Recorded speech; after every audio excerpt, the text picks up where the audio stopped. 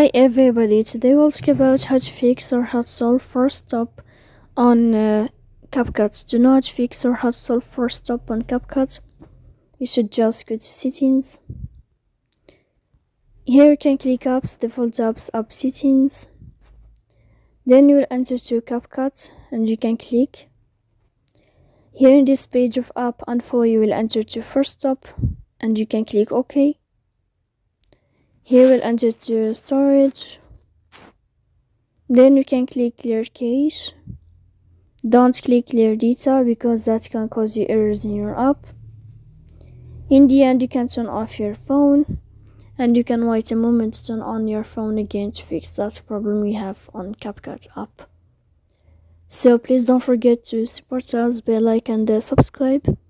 See you next time in another video, and thank you for your attention.